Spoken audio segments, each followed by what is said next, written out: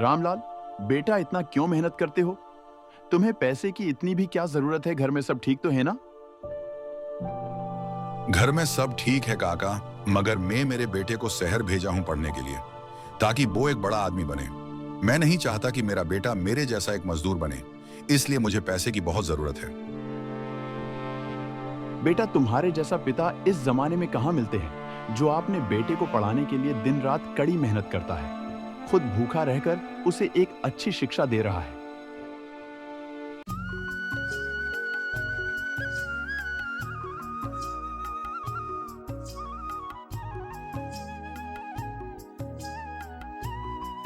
एक समय की बात है। सूरजपुर नाम के गांव में एक गरीब मजदूर रामलाल अपनी पत्नी सरिता और इकलौते बेटे विनय के साथ रहता था।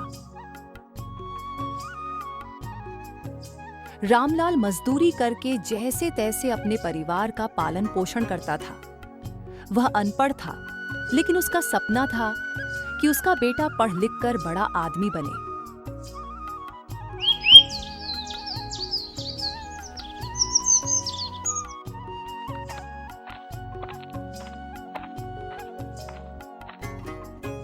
एक दिन स्कूल से लौटकर विनय ने कहा, पापा, आज मुझे स्कूल से प्रोग्रेस कार्ड मिला है। देखिए, मैंने कितने अच्छे मार्क्स लिए हैं। यहाँ साइन कर दीजिए। रामलाल ने झिझकते हुए कहा, बेटा, मुझे साइन करना नहीं आता। अंगूठा लगाने के लिए कहो तो वो कर सकता हूँ। विनय मायूस होकर बोला, पापा, स्कूल के बच्चे मुझे चिढ़ाते हैं, कहते हैं कि मेरे पापा अंगूठा छाप हैं। अगली बार जब मैं प्रोग्रेस कार्ड लाऊंगा तो आप साइन जरूर करना सीख लीजिएगा। सरिता बीच में बोली, रामलाल, हमारी तरह अनपढ़ मत रहने दो इसे पढ़ने दो, ताकि हमारी जिंदगी से बेहतर जिंदगी जी। रामलाल ने अपने बेटे के सिर पर हाथ फेरते हुए कहा, विनय, तू खूब पढ़ लिख कर बड़ा आदमी बनना। मैं तेरे लिए सब कुछ करूंगा। पढ़ लिख कर एक बड़ा इंसान बनना, उसके लिए मुझे जितना भी मेहनत करनी पड़े करूंगा। रामलाल रोज काम की तलाश में निकलता, लेकिन गांव में काम मिलना मुश्किल था।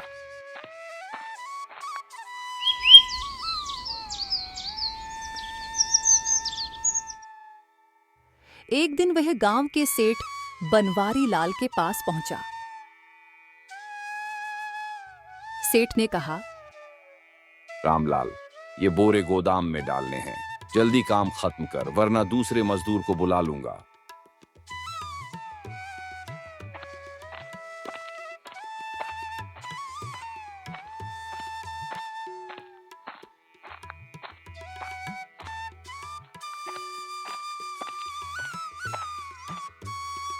रामलाल ने मेहनत से पूरा काम किया।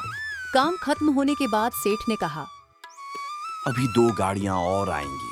पूरा काम खत्म करके तुम्हें मजदूरी के पैसे दूंगा। थका हारा रामलाल नजदीक के ठेले पर इडली खाने गया। ठेले वाले गणेश काका ने पूछा, क्या बात है रामलाल, बहुत भूखे नजर आ रहे हो। कुछ खाया पिया है कि नहीं?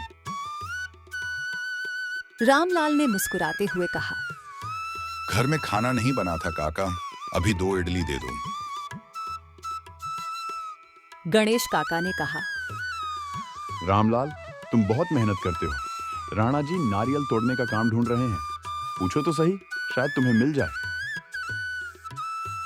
रामलाल ने कहा, काका, मैं वहां जरूर जाऊंगा। अब कोई भी काम मिले करना पड़ेगा।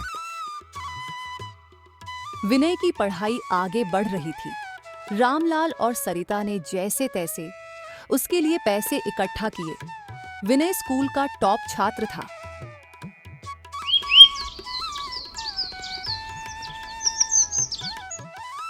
एक दिन स्कूल के मास्टर शिवकुमार ने रामलाल को बुलाया। मास्टर जी बोले, रामलाल, विनय बहुत होनहार है। इसे शहर भेजकर ऊंची पढ़ाई करवाओ, वहां इसे बेहतर शिक्षा मिलेगी। रामलाल ने कहा, मास्टर जी, आप जो कहेंगे वही करूंगा। मेरे बेटे का भविष्य उज्जवल होना चाहिए। मैं मेरे बेटे को एक मजदूर नहीं, एक बड़ा इंसान बनाऊंगा ताकि उसका भविष्य मेरे जैसा ना हो। रामलाल ने गांव की सारी मजदूरी करके विनय को शहर के कॉलेज में दाखिला दिलाया। फीस भरने के लिए उसने अपने सारे जमा पैसे खर्च कर दिए।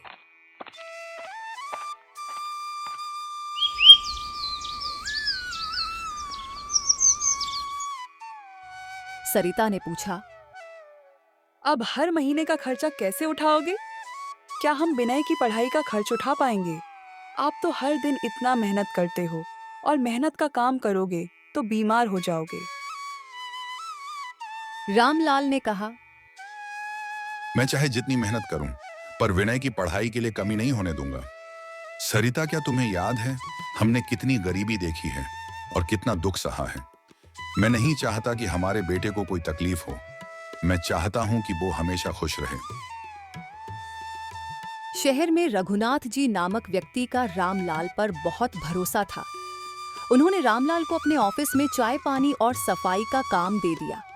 इसके बदले रामलाल को 1000 रुपये तनख्वाह और रहने के लिए छोटा सा कमरा भी दिया। रामलाल ने सोचा, अब मैं बेटे के और करीब रहूंगा। वह अच्छा पढ़ाई करेगा और मैं उसकी मदद करूंगा।